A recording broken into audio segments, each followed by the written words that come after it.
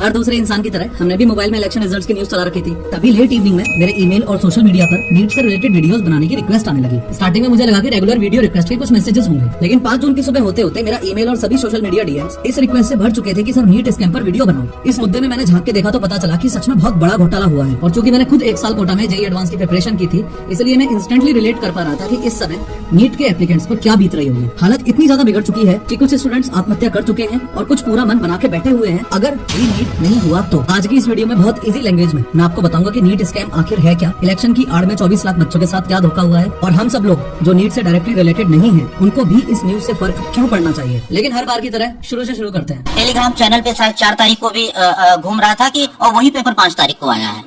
तो इसकी तो जांच होनी चाहिए और हायर एजेंसी से सीबीआई से जांच होनी चाहिए।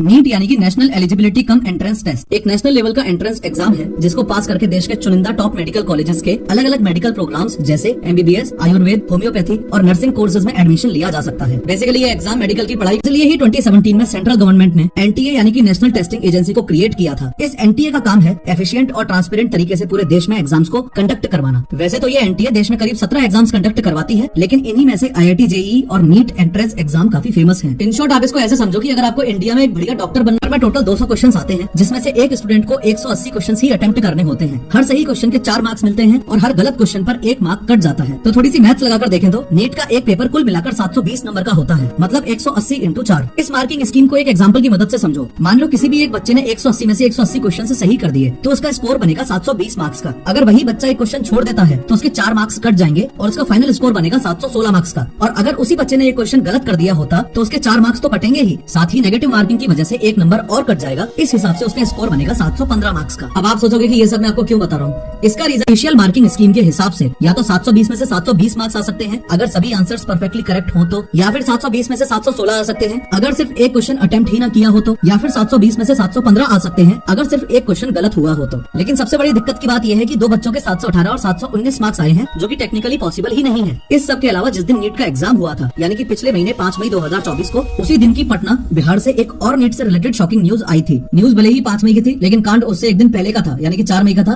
ध्यान से सुनना क्या हुआ था। पटना पुलिस को एक सेंट्रल एजेंसी से पेपर लीक होने की खबर मिलती है। इस इन्फॉर्मेशन के बेसिस पर पटना पुलिस ने अपने शहर में तहकीकात शुरू की। इस इन्फॉर्मेशन में एक डस्टर कार का जिक्र किया गया था। पुलिस ने कार की ट्रैकिंग शुरू की और इस सुपरफास्ट सेक्शन में डस्टर कार के साथ 4 बंदों को भी अरेस्ट कर लिया। पुलिस को शौक तब लगा जब उस कार में से 4 बच्चों के नीट के एडमिट कार्ड्स भी बरामद हुए। इन 4 स्टूडेंट्स में एक स्टूडेंट है ये आयुष। जब आयुष से पूछताछ की गई तो ये पता चला कि सैटरडे को यानी कि 4 मई को उसे एक बॉयज हॉस्टल में ले जाया गया था। उस हॉस्टल में पहुंचने के बाद आयुष ने देखा कि वहाँ उसके अलावा 25 बच्चे और मौजूद थे। उन सबको पूरी रात अगले दिन नीट में आने वाले क्वेश्चंस के आंसर्स रटाए गए और शॉकिंगली आयुष ने जब 5 मई को अपना एग्जाम पेपर देखा तो हूबहू वही पेपर था जो उन्हें एक दिन पहले यानी कि 4 मई को रटवाया गया था। पटना पुलिस ने इस नीट पेपर लीक को पूरे देश के सामने हाईलाइट तक भी कर दिया था, लेकिन इस पूरी घटना की सबसे हैरान कर देने वाली बात थी एनटीए का जवाब। एनटीए ने साफ साफ शब्दों में कहा कि ये एकदम फेक न्यूज है। एनटीए ने अपने ऊपर लगे हुए सारे आरोपों को नकार दिया, साफ साफ बोला कि पेपर लीक नहीं हुआ है और सब कुछ एकदम सही स्थिति में है। अब चूंकि एनटीए इतने कॉन्फिडेंस के साथ बोल रहा था कि पेपर में कोई धांधली नहीं हुई है तो सबने इस बात को मान भी लिया और नीट एस्पायरेंट्स की शायद यही सबसे बड़ी गलती थी। एनटीए ने अपनी ऑफिशियल वेबसाइट पर यह नोटिस जारी किया था कि रिजल्ट 14 जून को एक्सपेक्टेड है, यानी कि इस डेट के आसपास डिक्लेयर हो सकता है। तभी अचानक इलेक्शन रिजल्ट के शोर के बीच में एनटीए नीट का रिजल्ट डिक्लेयर कर देती है। अब आप बोलोगे कि जल्दी रिजल्ट डिक्लेयर कर दिया, इसमें क्या प्रॉब्लम है? प्रॉब्लम जल्दी की नहीं है बल्कि पूरे के पूरे रिजल्ट की है। रिजल्ट को देखते ही हर एक कैंडिडेट, उनके माँ बाप और यहाँ तक कि कोचिंग वालों के भी होश ही उड़ गए। देखो, सबसे पहले तो आपको भी पता है कि इस तरह के कॉम्पिटिटिव एग्जाम्स में पेपर का लेवल काफी हार्ड आता है, यानी कि किसी बच्चे के पूरे में से पूरे नंबर आ पाना थोड़ा मुश्किल होता है। इनफैक्ट आज तक के रिकॉर्ड में एक साथ मैक्सिमम 3 बच्चे ही फर्स्ट रैंक ला पाए हैं, यानी एक साथ 3 बच्चे ही एयर 1 ला पाए हैं। लेकिन गैस करो इस बार कितने बच्चों की ऑल इंडिया रैंक 1 यानी कि एयर 1 आई है? टोटल 67 बच्चे। अब सवाल यह है कि क्या अचानक से ही सब लोग इतने ज्यादा इंटेलिजेंट हो गए या पेपर इतना आसान आ गया?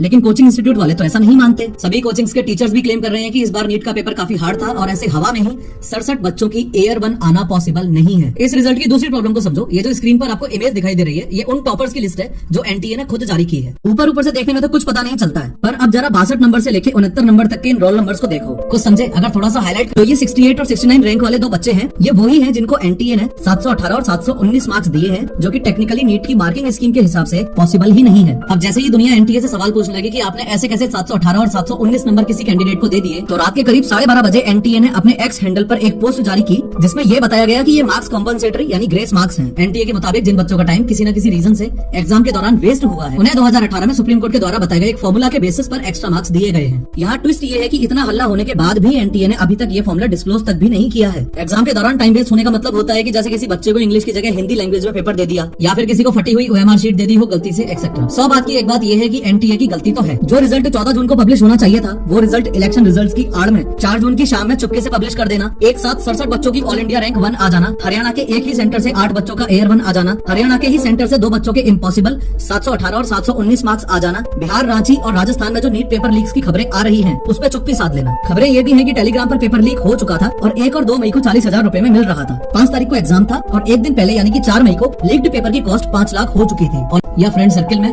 किसी ने भी नीट का एग्जाम नहीं दिया था, ना ही मेरी नॉलेज में कोई मेरा क्लोज बंदा इस एग्जाम के लिए प्रिपेयर कर रहा है। स्टिल मुझे लगा कि मेरी एक वीडियो से मेडिकल स्टूडेंट्स की लड़ाई को मजबूती मिल सकती है, तो मैंने ये कदम उठाया। आप भी इस न्यूज को शेयर करो, अपनी आवाज उठाओ, क्या पता NTA नीट एग्जाम दोबारा करवाने का अनाउंसमेंट कर दे और कोई एक मासूम जान जो आत्महत्या करने वाली थी वो बच जाए। इस वीडियो में मैंने भारत में चल रहे एक और बड़े फ्रॉड, डीप फेक फ्रॉड की बात की है। क्लिक करो और जरूर देखो।